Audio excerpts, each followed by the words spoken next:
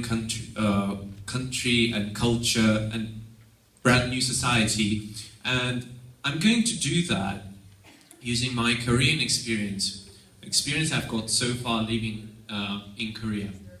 And this is actually the reason why my presentation is called My Korean Journey. But who am I? As you could guess from my accent, I suppose. I'm an Estonian-born Russian, and which means that both of my parents are Russians, but I was born, raised and educated in Estonia. And this means that from my childhood, I was exposed to two different cultures, which are not that different as I thought they were, but definitely back in years, I thought that they were really different. And I cannot say that I had a lot of difficulties kind of balancing between two different societies, two different cultures. But everything changed when I came to Korea.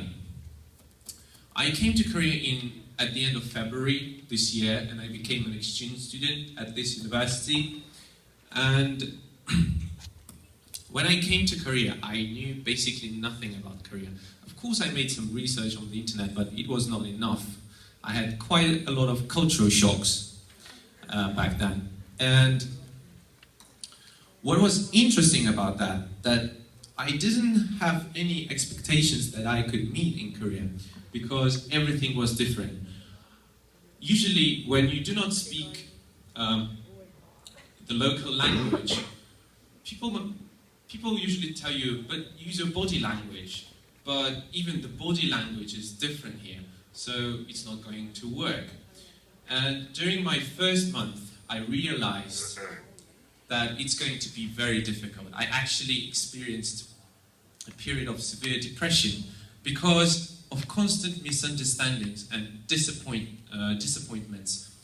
I could meet a lot of Korean people here, but less excellent their English skill was, more difficult it was culturally to talk to them. And the statement I had back then in my mind was that maybe I just do not belong to this society. And okay, I feel miserable, maybe I just should go home. But wait a second, like I've come to Korea to become a new person, to learn something new. Do I have to go home because I don't like it here, or because I had difficulties here? And as you can guess, my answer was no. And I suppose that all of you would answer the same way. I decided that next 10 months will be different. And they were. So why am I here today? I've got a message for you, for all of you, that if you want to change your Korean experience, you can actually do that. As I mentioned before, when I came to Korea, I knew nothing about Korea. I couldn't speak the language, I didn't know the culture, but where am I now? I can actually speak Korean at the intermediate level already. If you're familiar with European framework, it will be B1. And I can hang out with Korean friends who do not speak English at all, and I can do it whole day long and without having any problems. So I'm here today because I want to help you, my fellows, to avoid some difficulties I had in Korea, and maybe just to help with solving some of them. And I'm going to give you 5 basic tips I had in my mind when I was learning Korean culture and the language and the ways of Korean people. And the first tip would be learn basics about the culture. I know that a lot of language learners, they would argue with me, like, why would you start learning about the culture if you do not know the language? Like, you should start learning the language first, and when you know bits of language, when you can already speak the language, you can make a research in this language, and then you can understand the culture. But I would argue that you actually have to start with learning about the culture. And let me give you an example why I think so. You know that a lot of Korean learners, when they start learning Korean, they ask me that question. What is the difference between these three verbs, 가세요, 가요, 가? And when I actually translate these three verbs to them, I just translate them as go, and they say, and what's the difference? But I'm pretty sure that all Koreans sitting here, they actually could understand that these three verbs are absolutely different. And why are they different? Because Korean society is hierarchical. And we had a brilliant presentation back then when we had our first orientation at this university for exchange students, and we were taught the differences between Korean society and the Western countries. And of course, we were taught that Korean society is hierarchical, and all of us were like, oh yeah, I understand it, I get it. But do we really understand what it means? And I would argue that we actually do not understand what it means. And without this understanding, it's actually impossible to learn Korean language. I'm going to tell you a story. I have a friend. He's Korean, and he's actually from this university. And I met him last year in Estonia when he was doing his exchange program to our university. And back then we were speaking English only. So when I came to Korea and I started learning Korean, I thought that maybe I can impress my friend. And surely I did. But it was actually the first time when I got scolded in Korea. Because, of course, he was my friend. But I did not consider the fact that he was 2 years older than me. So I kind of thought that I was speaking in a friendly way to him, but I was actually offending him because I didn't use the proper language. So my point here, that you have to start learning Korean language with learning basics, reading some texts about the culture. If you know these differences, and if you know that Korean society is hierarchical, and you not only know it, you understand it, and you accept this fact, you can actually avoid common mistakes Korean language learners do. So yeah, here we go. This is the first tip. The second tip would be immerse yourself. Come on, we are living in Korea. Just start hanging out with Koreans. I mean, those Koreans who do not speak English language. Where can you find them? Everywhere. They're everywhere. And the best way to do that is to join a club, as I did. I joined a taekwondo club, and back then, I do not really remember already what happened, but somehow we started speaking Korean from the very beginning, because they didn't feel comfortable speaking English to me. I don't know why, but that happened. And I could hear them talking to each other in Korean all the time. They were addressing me in Korean, but at first, like during my first and second month, I got really overwhelmed. I had really severe headaches because Korean just sounded like noise. I wanted to turn it off. I wanted to escape and go back home. So I came up with a strategy, and this strategy is all about distinguishing statements from questions. And here's the tricky part. If I can understand that the person is saying something and it's not a question, I do not have to be actively involved in the conversation. I can switch off for a moment. I can give myself a break. I can have a rest. And this has actually helped me to improve my Korean language stamina, if you might. And I could actually listen to Korean for longer hours.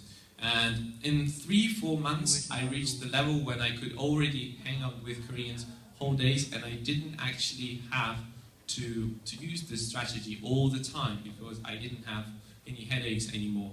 I do sometimes use this strategy these days as well when I feel tired and when I have bad days, but it actually helps you to save your energy. So yeah, the second thing is to immerse yourself. Try listen to music in Korean, try watch films in Korean, amazing Korean dramas, and so on. The third tip would be listen, observe, and mimic.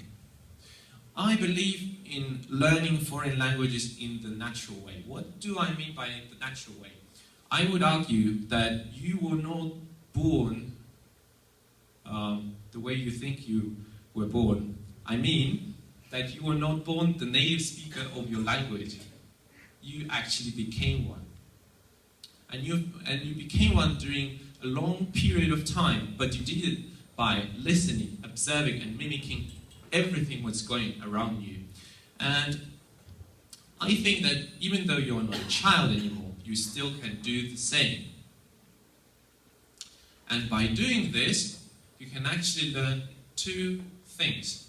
The first thing, you can actually learn and recover all the missing pieces of your cultural puzzle. Remember that at first I said that you have to learn basics about the culture. But now, when you observe everything what is going around you, you can actually get the whole picture. And the second point that you can learn from it, you can actually learn things that you will never find in textbooks, and it's especially useful in this specific province, in this specific city, because they speak really strong dialect, and you would not find it in textbooks. So yeah, the third point, learn languages in a natural way. The fourth one is practice. Why do you have to practice? Because practice makes perfect. And I know that a lot of language learners would argue with me, like, how can I practice speaking Korean if I know nothing? Oh, surely you do know something, then just use it. You don't have to wait till you reach a certain level of Korean language. You do not have to wait, just use it. Because I'm pretty sure that a lot of you are taking basic Korean language courses here. 1, 2, 3, and we all are studying by using Sogang textbooks, and actually I can tell you that they are real. It means that if you learn by these textbooks, you can actually speak Korean because Korean people actually use this language, this kind of language. And the second thing, you have to pull yourself out of a comfort zone. Stop speaking English with your Korean friends. Just don't do this. Don't try to find a common language when there is another common language and it's not English. Try to use Korean. Just use it. Don't be afraid. Your Korean friends will definitely appreciate that you are using Korean language with them.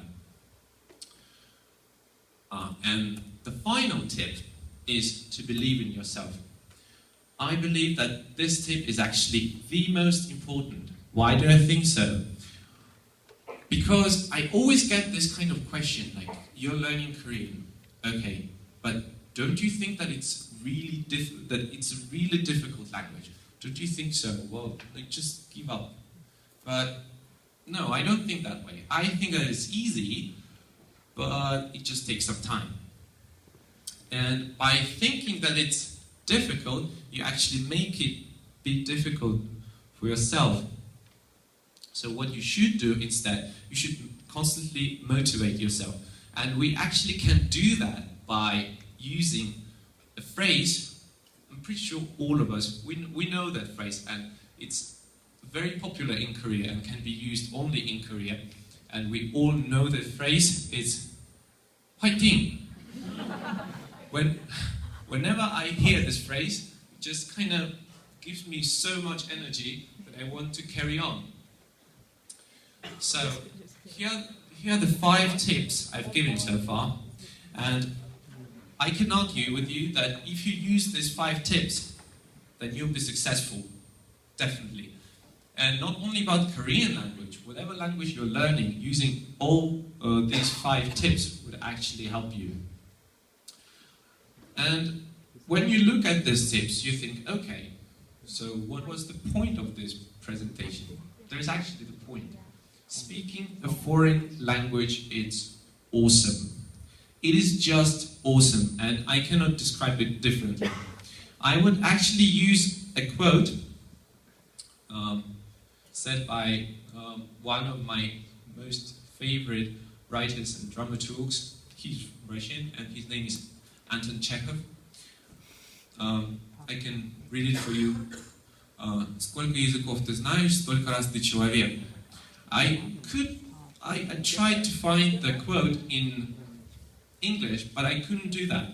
But what he means here, he actually means that as many languages you speak, as many people there are inside you. So, if you speak, for example, 2 languages, there are at least 2 people inside you. And they are very, very different. And I can say that it's absolutely true.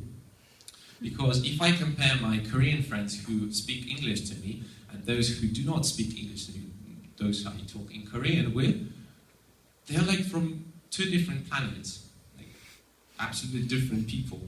And whenever I use Korean, I feel that partly I become a different person. I would not behave the way I do if I'm not speaking Korean. So, thank you for your attention. That's all for today.